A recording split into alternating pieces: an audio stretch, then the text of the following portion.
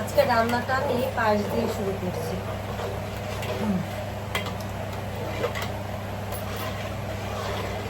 আজকে মোটামুটি একটু লোকজনের মানে দাওয়াতের অ্যারেঞ্জমেন্ট করেছি, তো খুব বেশি না, কাছের কিছু মানুষ।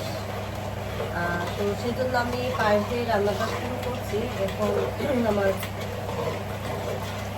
দুধটা অলমোস্ট বলক এসে পড়েছে। এখন আমি হচ্ছে চালটা দিয়ে দিব।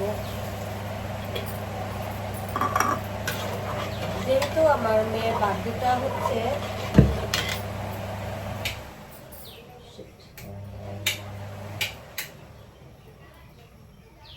মানে বার্থডের আয়োজন করার কোনো ইচ্ছেই ছিল না, কারণ প্রথম 2 বছর হচ্ছে আমরা খুব বড়ভাবে অনুষ্ঠান করেছি।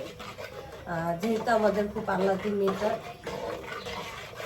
ওর 2 ভাই আর হচ্ছে ও মানে ও নিজে, ওরা হচ্ছে খুবই পাগলামি করছে যে অনুষ্ঠান করো। তো সেভাবে তো কোনো কিছু করবোই না, আমাদের কোনো প্ল্যানও ছিল না করার।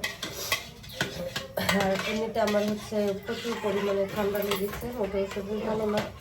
আর প্রায় 3 দিন যাবত হচ্ছে মার্কেটে একটু দৌড়াদৌড়ি করছে। আর বসুন্ধরায় গিয়ে কি আর বলবো, এমন একটা অবস্থা হয়েছে যে আমরা হাঁটতেও পারছিলাম না। তো সেদিন গিয়ে আমার একদম মেজাজটা খুব খারাপ হয়ে গেছে। বেশি কিছু কেনাকাটা করতে পারিনি, জাস্ট মেয়ের জন্য হালকা পাতলা মানে টুকিটাকি কিছু কেনাকাটা করেছি। আর কোনো কিছুই আমরা শপিং করতে পারিনি, কারণ পূজার একটা কেনাকাটার ধুম ছিল। কোনো একটা দোকানে আমরা গিয়ে দাঁড়াতে পারিনি, মানে এত পরিমাণে ভিড় ছিল। আমি যদি জানতাম যে অবস্থা হবে, আমি কখনোই বের হতাম না। বিশেষ করে কখনোই আমি তখন বসুন্ধরায় যেতাম না, অন্য কোনো মার্কেটে যেতাম, বাট বসুন্ধরায় যেতাম না। তো আজকে কি আয়োজন হবে, কি রান্না হবে দেখার জন্য আপনারা সবাই পাশে থাকবেন।